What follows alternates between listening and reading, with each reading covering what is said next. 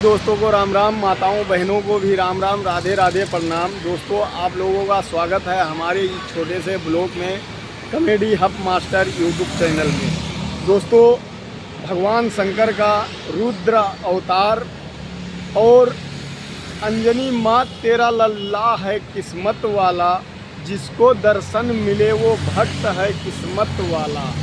जय श्री राम, राधे राधे, प्रणाम। दोस्तों, जब रावण के अत्याचार, अहंकार, पाप से धरती, आकाश, पाताल तीनों लोग त्राहिमाम करने लगे, तो भगवान शंकर भगवान ने अपना रुद्र अवतार कैसे लिया, ये आप लोगों को बता रहे हैं इस छोटे से ब्लॉग में। आप बने रहिए इस ब्लॉग में, आप लोगों को बताएंगे ज़रूर। दोस्तों, जब रावण के पाप, अहंकार और अत्याचार से इस धरती तप्त हो रही थी, तब अंजना माई ने और केसरी नंदन घोर तपस्या करके उस दिव्य पुत्र को पाने की प्राप्ति की। पवन देवता इस तोड़ को बताए थे कि जब आप दोनों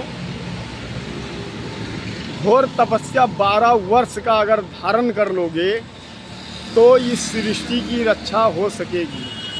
उससे पहले इस सृष्टि को बचाना नामुमकिन है, क्योंकि रावण का अत्याचार बहुत बढ़ रहा है। बोले ठीक है। अंजना माई और पवन देवता और केसरी नंदन तीनों उस तपस्या के लिए लीन हो गए, और रक्षा के लिए पवन देवता ने उनका दोनों का, पति पत्नी का दोनों का नज़र सुरक्षा कवच कर दिया कि रावण के अत्याचारों से इनका तपस्या भंग न हो।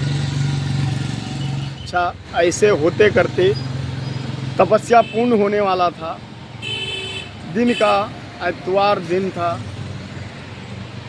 यहाँ से धरती से जीव जंत पशु पक्षी गए, और आकाश से इंद्रदेव और देवी देवता जितने भी थे वो पहुँच गए विष्णु भगवान के पास। बोले प्रभु हमारी रक्षा करो, प्रभु हमारी रक्षा करो, क्योंकि रावण का अत्याचार, अहंकार बहुत बढ़ रहा है। अब बचना मुश्किल है और सृष्टि को बचाना भी मुश्किल है। बोले ठीक है, हम चलते हैं शंकर भगवान के पास, इसका तोड़ शंकर भगवान ही कर सकते हैं। तो शंकर भगवान के पास जब गए तो निंद्रा में लीन थे और भगवान पूजा में लीन थे। उधर अंजना माई और केसरी नंदन 12 वर्ष का वो तप धारण कर रखा था, जिससे सृष्टि की रक्षा हो सकी। तो भगवान भोले बाबा शंकर भगवान ने कहा, अब मेरा वो समय आ गया वो रुद्र अवतार लेने का, जिससे रावण का अत्याचारों से मुक्त करा सकूंगा। अब मैं जा रहा हूँ रावण के अत्याचारों से मुक्त कराने के लिए, क्योंकि इसका पाप, अहंकार और अत्याचार बहुत बढ़ गया। अब मैं अंजना माई के कोख से जन्म 11वां अवतार रुद्र लूँगा, रुद्र अवतार, और उसी से मैं सृष्टि की रक्षा करूँगा। भगवान ने मंगलवार के दिन रुद्र अवतार लिए, और उसके बाद में धीरे धीरे जब केसरी नंदन पवन देवता के पुत्र बजरंगबली जैसे जैसे बड़े होते गए, वैसे वैसे वो धीरे धीरे समझदार होते गए। और शंकर भगवान थे ही रुद्रा अवतार था। तो एक दिन नारद मुनि पहुँचे, और बजरंगबली भोले बाबा का रुद्रा अवतार है, उनको लगी थी भूख। तो उनकी भूख शांत करने के लिए माता ने बोला कि अब मेरे पास कुछ खाने के लिए नहीं है, जाओ मक्खन धरा है, तुम खा लेना, मक्खन खा लेना, मैं पूजा कर रही हूँ। तो मक्खन गए खाने, मक्खन भी नहीं था। इतने में नारद जी पहुँचे। नारद जी फल सेब वोब लेके आए और सेब दिए, खाए। बोले नारद मुनि, मेरी भूख अभी भी शांत नहीं हुई। बोले फिर एक से भूख शांत हो सकती है, अगर वो आकाश फल आप खा लो तो। बोले आकाश फल? बोले लाल है, और अंजना माई ने कहा भी था कि पुत्र, जब जो सबसे लाल फल जो सबसे मीठा होता है, जो लाल होता है वो सबसे मीठा होता है। जो सुबह सुबह देखना, जो लाल फल होएगा उसी को तोड़ के खाना। सूर्य भगवान वही उगी रहे थे। बजरंगबली ने देखा कि ये फल तो बहुत स्वादिष्ट होएगा। उड़ान भरे और गए तो खाने के लिए। इतने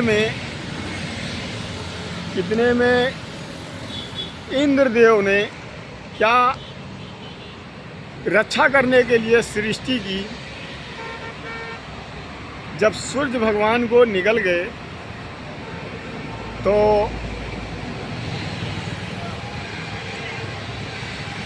इंद्रदेव ने वज्र से प्रहार किया और बजरंगबली हनुमान गिर गए। इतने में पवन देवता ने देखा कि हमारा पुत्र कौन ऐसा दुष्ट, ऐसा कौन सा पैदा हो गया जो हमारे पुत्र को ऐसा दुस्साहस किया। तो जब बजरंगबली मूर्छित हो गए और धरती पे गिरे तो पवन देवता ने सारी सृष्टि को रोक दी। ना वायु, ना हवा, ना पानी, कुछ नहीं। इतने में शंकर भगवान देखिए कि पवन देवता ने तो पूरी सृष्टि रोक दी है एक बालक के वजह से। अब इसके लिए सारी धरती त्राहिमाम करने लगी। इतने में इंद्रदेव के पास पहुंची खबर कि प्रभु पवन देवता ने पीड़ित होके सारी सृष्टि को रोक दिया है और अब इसके लिए उनसे क्षमा याचना करना पड़ेगा। तो बोले ठीक है। बोले यदि हमारा पुत्र नहीं तो इस सृष्टि में कोई भी नहीं रहेगा। इस सृष्टि में जीने का अधिकार किसी का नहीं है। इतने में ब्रह्मा विष्णु पहुँचे और इंद्रदेव क्षमा याचना करने लगे और पुत्र को अपने वज्र से प्रहार जो किया था उनसे क्षमा याचना किए और उसे पुनः जीवित किए। जीवित करने के बाद फिर आशीर्वाद दिया कि जाओ पवन देव, आज से तुम्हारा पुत्र किसी के वज्र से इसका कोई प्रभाव नहीं पड़ेगा और ठीक समय आने पे इनका बल अतुल बल हो जाएगा और आने वाले टाइम में ये सृष्टि की ऐसी रक्षा करेंगे कि इनका सामना करने के लिए कोई भी आगे नहीं आएगा। इतने में ब्रह्मा जी भी वरदान दिए। महेश, सुरेश, वरुण देवता और उसके बाद में फिर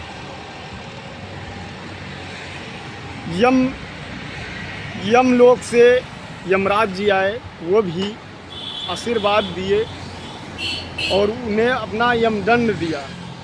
बोला ये दंड जब तक आप लोगों के हाथ में, आपके हाथ में रहेगा तब तक इस सृष्टि की रक्षा होती रहेगी और तुम्हें कोई मार ना पाएगा, ना तुम्हें कोई क्षति पहुंचा पाएगा। इतने में भगवान राम का अवतार लेने का समय आ गया निकट। तो बोले अब नर बानर के साथ अब अवतार लेने का प्रभु का समय आ गया और प्रभु अयोध्या में अवतार ले रहे हैं और आप लोग उस अवतार में उनकी सेवा करने के लिए आप लोग जाइए और रावण से मुक्ति पाइए, तब रावण के अत्याचारों से मुक्ति मिलेगी। उसके बाद जब सब आशीर्वाद ले लिया भगवान ने, तो रावण का अत्याचार अहंकार टूट गया और जब जब जीव जगत में आता तब तब उसको मिलती माता। माता से है सबका नाता, माँ के समान आधार कोई गुरु नज़र नहीं आया। क्योंकि इस सृष्टि में जो अत्याचार अहंकार जो है वो ज़्यादा बढ़ गया है, इसीलिए अब राक्षसों का संहार करने के लिए तो अभी अवतार तो होएगा नहीं, लेकिन तो जब 400,000 वर्ष जब बीत जाएगा तब भगवान कलंकी अवतार लेंगे और उसी से इस सृष्टि की रक्षा करेंगे और पाप मुक्त करेंगे। क्योंकि इस सृष्टि में अत्याचार अहंकार बहुत ज़्यादा बढ़ गया है। हम कथा सुनाते राम सकल गुण धाम की, ये रामायण है उन कथा श्री राम की।